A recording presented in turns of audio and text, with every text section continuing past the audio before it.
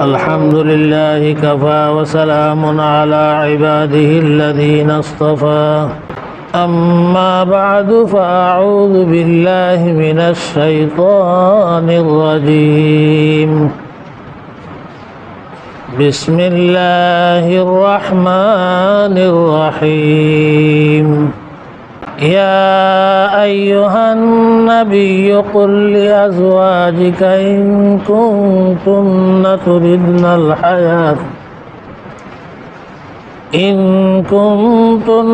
تردن الحياة الدنيا وزينتها فتعالين أمتعكن وأسرحكن سراحا جميلا وإن كنتن تردن الله ورسوله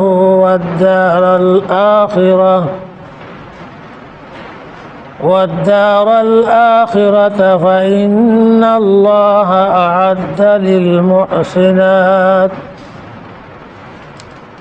أعد للمحسنات منكن أجرا عظيما يا نساء النبي من يأت منكن بفاحشة مبينة يضاعف لها العذاب ضعفين وكان ذلك على الله يسيرا ومن يقنت منكن لله ورسوله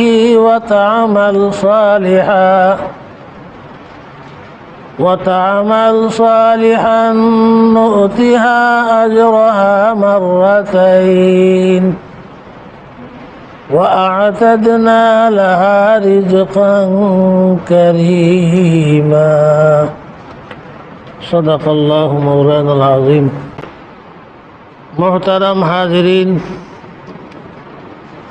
সূরা আহজাবের 28, 29, 30 এবং 31 নম্বরের আয়াত তেলাওয়াত করেছে। এই আয়াতের মধ্যে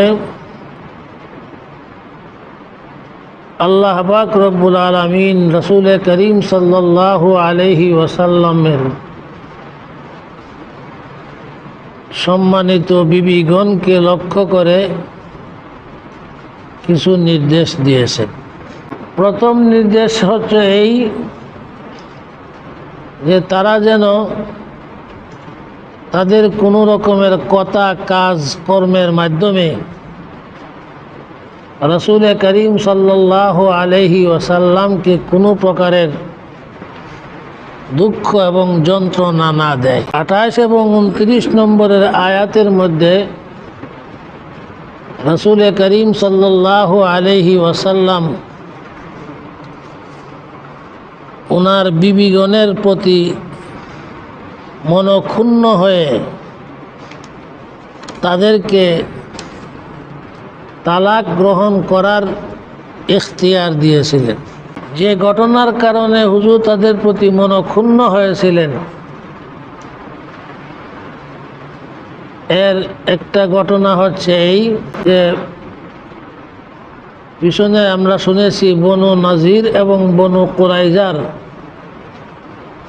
যুদ্ধের পরে মুসলমানরা জয়লাভ করেছিল এবং বনু কুরাইজা এবং বনু নাজিরের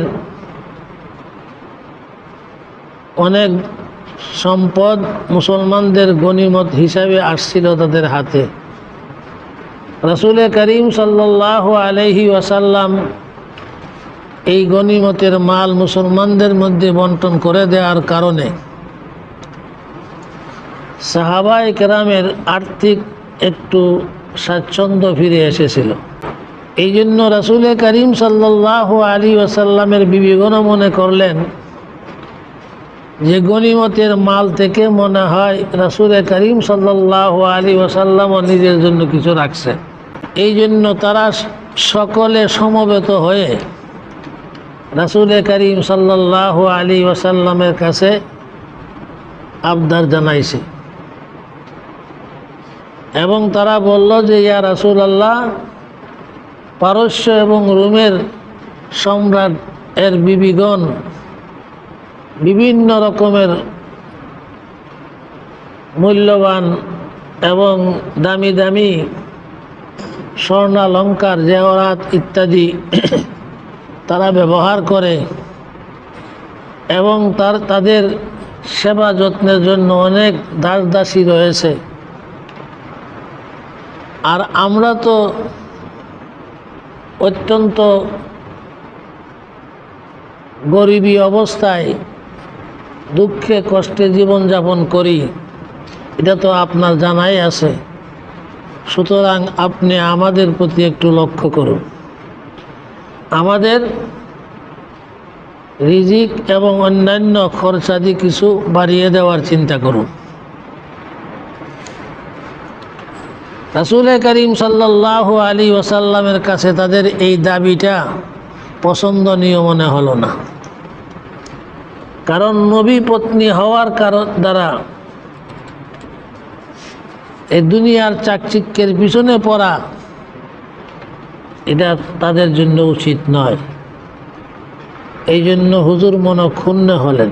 তখন হুজুর কোনো বর্ণনায় আসছে যে হুজুর সাল্লাল্লাহু আলাইহি ওয়াসাল্লাম এই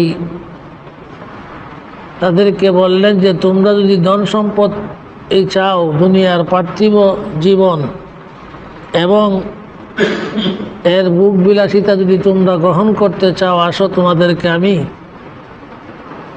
এইগুলার ব্যবস্থা করে দেই এবং তোমাদেরকে উত্তমভাবে বিদায় করে দিই। এই কথা হুজুর যখন বলছেন, সাহাবায়ে কেরামের চর্চা আরম্ভ হয়ে গেছে, হুজুর বিবিগণকে তালাক দিয়ে দিছে। মুসলিম শরীফের রওয়ায়াতের মধ্যে আসছে হযরতে জাবের রাদিয়াল্লাহু তাআলা আনহু থেকে এই সংবাদ পায়া হযরতে আবু বকর সিদ্দিক রাদিয়াল্লাহু তাআলা আনহু আসছেন। আয়েশা হুজুরের কামরার মধ্যে যাওয়ার অনুমতি চাইলেন, অনুমতি প্রথমত দেওয়া হয় নাই, পরে ওনাকে অনুমতি দেওয়া হয়েছে, হুজুর উনি গেছেন ভিতরে। এবং কিছুক্ষণ পরে হযরতে উমর আসছে, আয়েশা অনুমতি চাইছে, ওনাকে অনুমতি দেওয়া হলো। আবু বকর এবং উমর তো হুজুরের শ্বশুরও। তারা ঘরে প্রবেশ করে দেখে রাসূল করিম সাল্লাল্লাহু আলাইহি ওয়াসাল্লাম বিবিগণ সকলেই হুজুরকে গ্রাও দিয়ে বসা আছে। হুজুর সাল্লাম চুপচাপ, কোনো কথাবার্তা বলতেছে না, খুবই মনক্ষুণ্ণ অবস্থায় বসা আছে। হযরতে উমর মনে মনে বললেন যে আমি এমন কথা বলবো যে হুজুরকে হাসাবো আমি। তখন হযরতে উমর হুজুরের সামনে বললেন, ইয়া রাসূলুল্লাহ, আপনি চুপচাপ বসে রয়েছেন, আমার স্ত্রী অর্থাৎ বিনতে খারেজার মেয়ে যদি আমার কাছে এরকম দাবি জানাইতো, তাহলে আমি তার গাঁট ধরে গাঁটটা মটকায় ফেলতাম। এই কথা বলছে পরে হুজুর সাল্লাম হাসা দিছে। অতঃপর হযরতে আবু বকর সিদ্দিক হযরতে আয়েশা সিদ্দিকের কাছে গেছে, যে বলে ওনাকে তিরস্কার করা আরম্ভ করছে। রাসূল করিম সাল্লাল্লাহু আলাইহি সাল্লামের কাছে এই দাবি জানাইতেছে, যেটা হুজুরের কাছে নাই, এবং তাকে কিছু কুকের মধ্যে এরকমভাবে ধাক্কাধাক্কি করতেছে। হযরতে আবু বকর সিদ্দিক হযরত উমর হাফসা হুজুরের আরেক স্ত্রী হাফসার কাছে যে এরকম গালমন্দ ভালো মন্দ বলতেছিল। এই অবস্থা দেখা অন্যান্য বিবিগণ পালাইছে, উঠে গেছে। রাসূল করিম সাল্লাল্লাহু আলাইহি ওয়াসাল্লাম তখন এরপরে এই আয়াত নাজিল হয়েছে, ওই ঘটনার পরিপ্রেক্ষিতে এই আয়াত নাজিল হয়েছে। এটা হলো কোনো মুফাসসিরিনে কেরাম এই ঘটনা বলেন। আবার কোনো মুফাসসিরিনে কেরাম লিখেন আরেকটা ঘটনা উল্লেখ করেছেন। সেটা হলো এই যে রাসূল করিম সাল্লাল্লাহু আলাইহি ওয়াসাল্লামের বিবিগণের কাছে তো পালাক্রমে যাইতেন। প্রত্যেক রাত্র নির্ধারিত ছিল কোন বিবির ঘরে কোন রাত্র অবস্থান করবেন। কিন্তু আসর থেকে নিয়ে মাগরিব পর্যন্ত যে সময়টা, এই সময়টা হুজুর সাল্লাম সকলের ঘরে যায় যে খোঁজ খবর নিতেন, সবার ঘরে যাইতেন। তো হুজুর সাল্লাম রুটিন মোয়াফিক একদিন গেলেন হযরত জৈনব রাদিয়াল্লাহু তাআলা আনহুর ঘরে একটু বেশি সময় কাটাইলেন। কারণ হচ্ছে হুজুর সাল্লাম মিষ্টি পছন্দ করতেন। হযরত জৈনবের কাছে উনি একটু মধুর শরবত পান করাইছিলেন, এই জন্য একটু বিলম্ব হয়ে গেছে। এখন অন্য বিবিগণের লাগে গেছে। হযরতে আয়েশা এবং হযরতে হাফসা তারা পরামর্শ করলো যে দেখো, আমাদের মধ্যে যার ঘরে হুজুর প্রথম আসবে ওইখান থেকে বেরিয়া তুমি বলবা যে ইয়া রাসূলুল্লাহ, আপনার মুখ থেকে মাগাফিরের গন্ধ আইতেছে। মাগাফির এক প্রকারের একটা গাছের রস।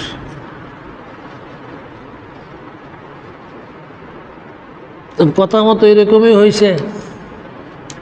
এখন যার ঘরে আসে প্রথম সে বলল যে ইয়া রাসূলুল্লাহ, আপনার মুখ থেকে তো মাগাফিরের গন্ধ আসতেছে। রাসূল করিম সাল্লাল্লাহু আলাইহি ওয়াসাল্লাম বললেন যে না, আমি তো জৈনবের ঘরে মধু পান করেছি। তখন সে বলল যে হইতে পারে মধুমাছি ওই মাগাফিরের গাছের মধ্যে বসছে, আইসা এখানে মধু বাড়ছে, এই জন্য আসতে গন্ধ। তখন রাসূল করিম সাল্লাল্লাহু আলাইহি ওয়াসাল্লাম বললেন যে যাক, আমি কসম খাইলাম, আল্লাহ শপথ করে বলতেছি, আমি ভবিষ্যতে আর মধু পান করব না। তবে আমি যে এই কথা তোমার কাছে বললাম, এটা আর কারো কাছে বলিও না। উদ্দেশ্য হলো যে এই কথা যদি আবার জৈনব শুনে তাহলে মনক্ষুণ্ণ হইতে পারে। এই ঘটনার পরিপ্রেক্ষিতে এই আয়াত নাযিল হয়েছে।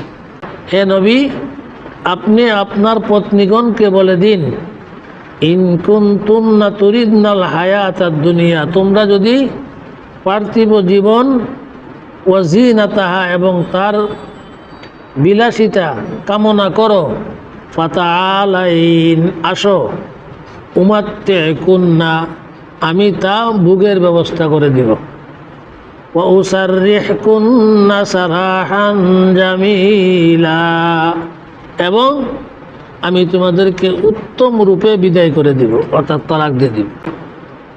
আর যদি তোমরা আল্লাহ এবং তার রাসূল এবং পরকাল কামনা করো, ফাইন্নাল্লাহা আ'আদ্দা লিল মুহসিনাতি মিনকুন্না আজরান আযীমা, তাহলে নিশ্চয়ই আল্লাহ তাআলা তোমাদের মধ্য থেকে সৎকর্মশীল যারা রয়েছে তাদের জন্য প্রস্তুত করে রেখেছেন বড় প্রতিদান। মুসলিম শরীফের হাদিস আছে, আয়েশা সিদ্দিকা রাদিয়াল্লাহু তাআলা আনহা থেকে বর্ণিত। এই আয়াত যখন নাজিল হয়েছে, রাসূল করিম সাল্লাল্লাহু আলাইহি সাল্লাম মনে মনে ভাবলেন যে আয়েশা যদি চিন্তা ফিকির না কইরা, সে তো হয়তো বাচ্চা মানুষ, হইতে পারে পার্থিব জীবনকে অবলম্বন করে দিতে পারে। এই জন্য আয়েশা সিদ্দিকাকে প্রথম ডাইকে বলছেন, দেখো আয়েশা, আমি তোমাকে একটা কথা বলবো, তুমি এই কথাটার উত্তর তুমি তাড়াহুড়া করে দিবা না। তোমার পিতা মাতার সঙ্গে পরামর্শ না কইরা আমাকে এই উত্তর দিবা না। কারণ হুজুর ভাবলেন যে আবু বকর নিশ্চয়ই হুজুর সাল্লাল্লাহু আলাইহি সাল্লাম থেকে বিচ্ছিন্ন হওয়ার পরামর্শ দিবে না। আমি বললাম যে ইয়া রাসূলুল্লাহ, কি কথা বলুন। তখন হুজুর এই আয়াতটা শুনাইলেন। তখন হযরত আয়েশা সিদ্দিকা রাদিয়াল্লাহু তাআলা আনহা বলে উঠলেন, এই ব্যাপারে আমি আমার পিতামাতার সঙ্গে পরামর্শ করব? হতেই পারে না, আমি তো আল্লাহ এবং আল্লাহর রাসূলকে অবলম্বন করলাম। এবং আয়েশা সিদ্দিকা কয় পরে, ইয়া রাসূলুল্লাহ, আমি যে এই উত্তরটা দিছি এই উত্তরটা অন্য কোনো বিবির কাছে বললেন না। এরা যদি জিজ্ঞাসা করে অন্য কোনো বিবির কাছে বলবেন না। রাসূল কারীম সাল্লাল্লাহু আলাইহি ওয়াসাল্লাম বলেন যে বিবি আমার যদি জিজ্ঞাসা করে আয়েশা কি উত্তর দিছে আমি বলে দিব। সুতরাং আজওয়াজে মুতাহারাতগণ কেউই পার্থিব জীবন এবং এই দুনিয়ার চাকচিক্যতা অবলম্বন করে নাই। এই আয়াত থেকে দুইটা মাসালা বের হলো। একটা হলো স্বামী কর্তৃক যদি স্ত্রীকে তালাকের অনুমতি দেওয়া হয় তাহলে স্ত্রী তালাক নিতে পারে।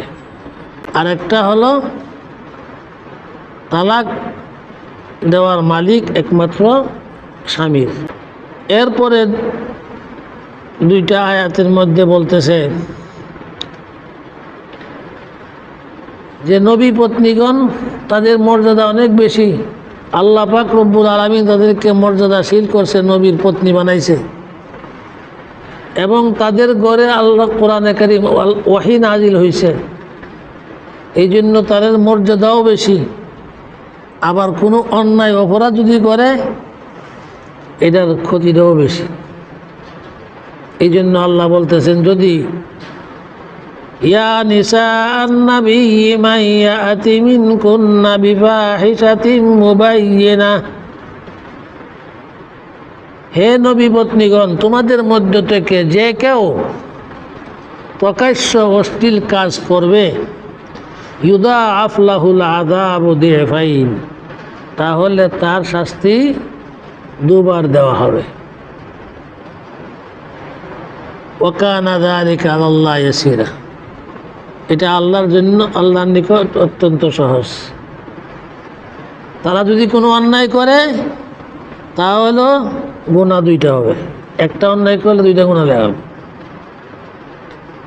আবার ওয়ামান ইয়াকুনুত মিনকুন্না লিল্লাহি ওয়া রাসূলিহি ওয়া তা'মাল সালিহান নু'তিহা আজরাহা মাররাতাইন, আর তোমাদের মধ্য থেকে যে কেহ আল্লাহ এবং আল্লাহর রাসূলের অনুগত হবে, ওয়া তা'মাল সালিহা এবং সৎ কাজ করবে, নু'তিহা আজরাহা মাররাতাইন তাদেরকে দুবার পুরস্কৃত করা হবে।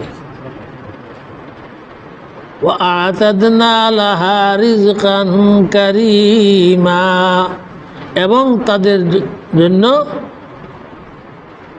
সম্মানিত রিজিক, সম্মানজনক রিজিকে প্রস্তুত করে রেখেছে।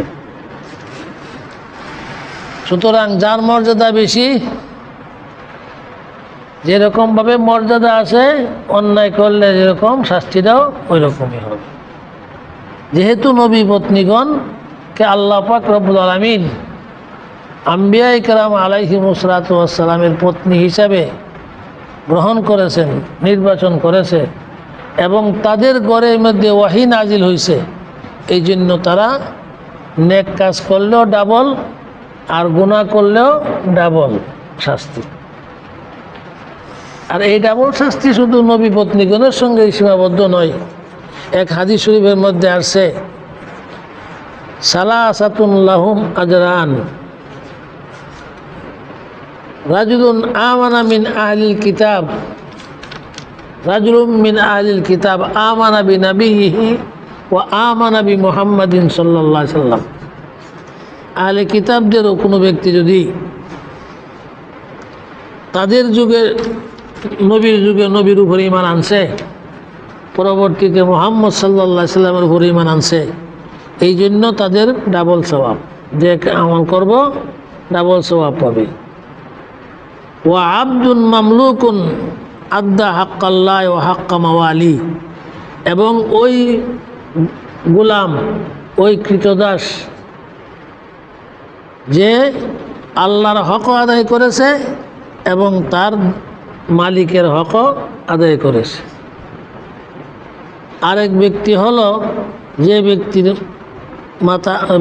অধীনে একটা বাদী ছিল, তার সঙ্গে সহবাস করত, সে তাকে উত্তমভাবে শিক্ষা দিয়েছে আদব কায়দা শিক্ষা দিয়েছে, এলেম শিক্ষা দিয়েছে, অতঃপর তাকে আজাদ করেছে, এরপরে বিবাহ করেছে।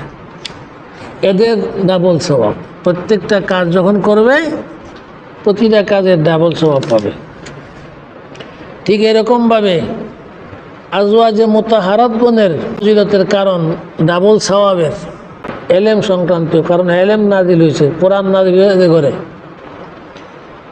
এই জন্য এখান থেকে বলা হয় কোনো আলেম এলমে দ্বীন শিক্ষা করে এবং সে অনুবাদ যদি সে আমল করে, তাহলে তার প্রত্যেকটা আমলের সেও ডাবল পুণ্য লাভ করবে।